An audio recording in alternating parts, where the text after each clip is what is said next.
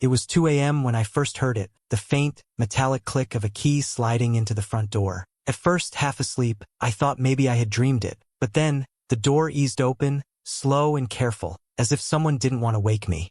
My chest tightened. We lived alone. No one should have been unlocking that door but me, or my wife. I sat up, straining my ears. That's when I heard her voice, soft, hurried, almost a whisper. "Don't worry, he won't notice." Every hair on my body stood on end. My stomach twisted, a knot pulling tighter and tighter. What did she mean, he won't notice? And then it came, a voice that didn't belong in my house. Low, male, confident. "You sure about that?" Felt like the floor dropped out beneath me. My brain scrambled for explanations. Maybe it was the TV, maybe a neighbor, maybe anything but what it sounded like. But deep down, I already knew. I gripped the sheets, my breath shallow. My wife was home, but she wasn't alone. And the way she whispered those words, the way his voice followed, it wasn't innocent. Couldn't be. I stayed frozen in the dark, afraid to move, afraid to breathe too loudly. Because whatever happened next, I wasn't ready to face it. I froze in the dark, heart pounding, because the next words I heard confirmed my worst nightmare. Before that night, if you had asked me about my marriage, I would have told you I was the luckiest man alive. I met her when we were still in college. She was full of energy, always laughing, always the center of attention. I was quieter, more reserved, but she had this way of pulling me out of my shell. For years, I believed she was my forever. When we got married, I threw myself into building a stable life for us. I worked long hours, sometimes double shifts, to cover the bills so she could chase her passion. She said she wanted time to figure herself out, maybe start a business, maybe travel more. And I wanted nothing but to see her happy, so I carried the weight without complaint. If she was my dream, then supporting her was the least I could do. But over time, something shifted. At first, I brushed it off as stress, as growing pains. She started spending long nights on her phone, laughing at messages she never shared with me. When I told her how beautiful she looked, she would barely acknowledge it, as if my words were an annoyance.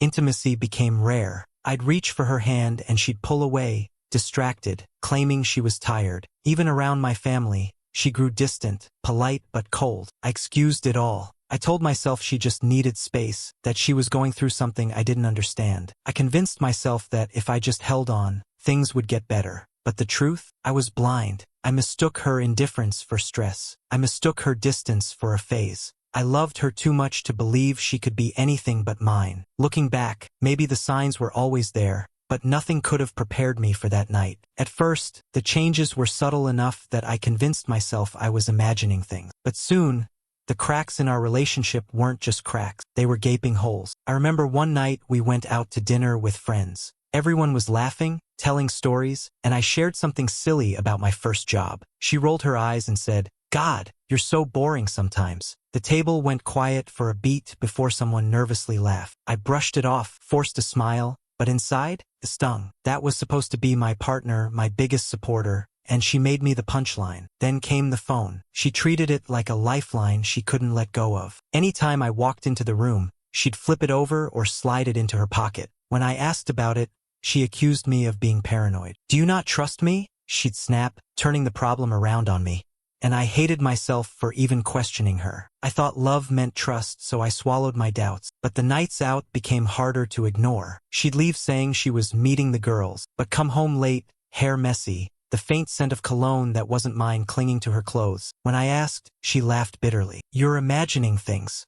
Maybe it's from the Uber driver." Gaslighting at its finest. And again, I doubted myself. Soon, she wasn't even coming to bed. She started claiming she was too tired, too stressed, and would fall asleep on the couch. I'd stand in the doorway watching her scroll endlessly on her phone, feeling like a stranger in my own home. I told myself it was a rough patch, that every couple goes through it. But deep down, I felt something was already broken. Still, I wanted to fix it. I loved her too much to give up without trying. One evening, after a long, exhausting shift, I stopped at the store and picked up her favorite snacks. I even wrote a little note. Nothing grand, just a reminder of how much I loved her. I wanted to surprise her, to remind her why she fell in love with me in the first place. But what I didn't know was that fate had a different kind of surprise waiting for me. I thought I was about to remind her why she fell in love with me. Instead, I was walking straight into betrayal. It was just after 2 in the morning when I heard the faint click of the lock. At first, I thought I was dreaming. Maybe the house creaked, maybe the wind rattled the door.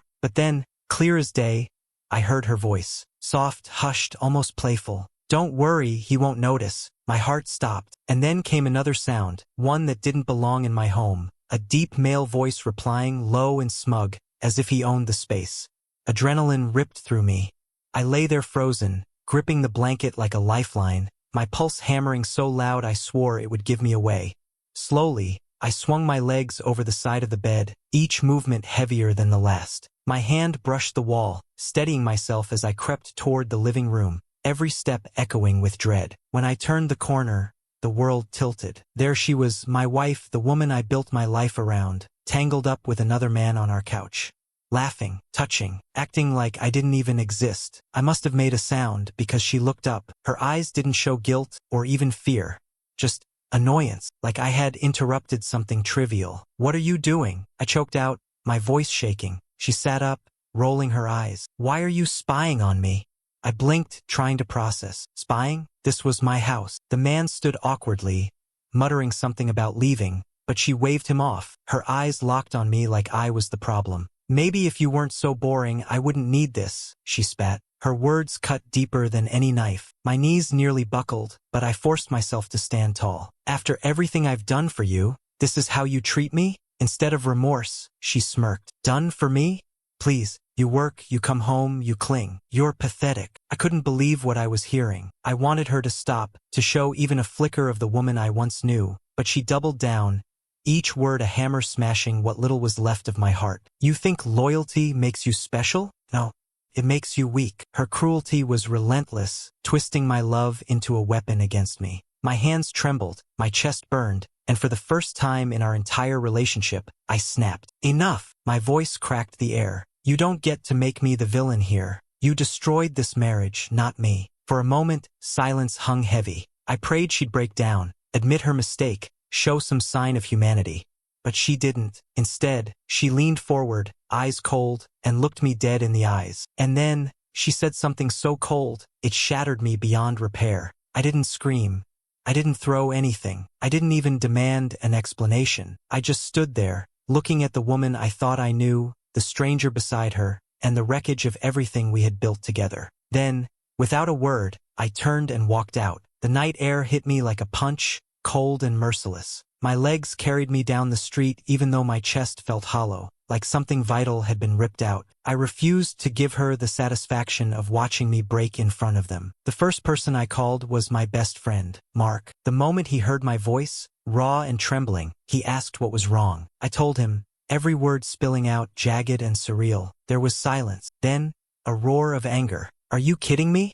After everything you've done for her? She dares treat you like that. When I finally made it to his apartment, he was pacing, fists clenched. He wanted to storm back to my place, drag her out, and make her answer for what she'd done. I stopped him, but his outrage was a strange comfort. For once, I wasn't alone in my pain. As word spread, the cracks in her story widened. She tried spinning it, telling mutual friends that I was paranoid and controlling, that she'd only made a mistake because I wasn't enough. But no one was buying it. The pieces didn't fit anymore. They remembered how she always kept her phone glued to her hand, how she dismissed my efforts, how she laughed at me instead of with me. The sympathy shifted toward me, and the judgment, it landed squarely on her. It was like watching a courtroom unfold without walls, every voice adding to the verdict. Backhand index pointing right, OP, she's toxic. You deserve better. Backhand index pointing right, once a cheater, always a cheater. Backhand index pointing right, the gaslighting is insane. Leave now. Backhand index pointing right, she mocked your loyalty? That tells you everything. Each imagined comment echoed exactly what my heart had been screaming but couldn't put into words. I wasn't crazy. I wasn't weak. I was betrayed. For the first time since that night, I felt a strange calm. The fog was lifting, and the truth was undeniable. She wasn't the woman I fell in love with anymore. Maybe she never was. But as the chaos settled, I realized this wasn't the end of my story. It was the start of something new. The days after felt like wading through quicksand, slow, heavy, suffocating. But somewhere in that silence, I made a decision. I wasn't going to let her betrayal define me. If she wanted to throw away my loyalty, then fine. I would take that same energy and invest it where it mattered most, into myself. I signed up for the gym, not to impress anyone, but to feel strong again. I started saying yes to family dinners I had skipped, late-night calls with my mom, Sunday hangouts with friends I'd drifted from. Every time I chose connection over isolation, the weight lifted a little more. Work, too, became an anchor. Projects I'd neglected while trying to keep our relationship afloat suddenly had my full attention. And with each small win, I could feel the pieces of myself snapping back into place. It wasn't an overnight transformation. Some nights, the memories still clawed at me, the sound of her whisper, the echo of his voice. But slowly, I realized those memories no longer controlled me. They were scars, not open wounds. And here's the truth I had to learn the hardest way possible. Loyalty is a gift, not a leash. When given to the wrong person, it becomes a weapon they can use against you. Boundaries matter. Self-respect matters. Blind love is not noble, it's dangerous. Yes, I lost her, but in losing her, I gained something far greater, myself. So if you're listening and stuck in a toxic relationship, remember this: walking away isn't losing. Sometimes, it's the only way to truly win.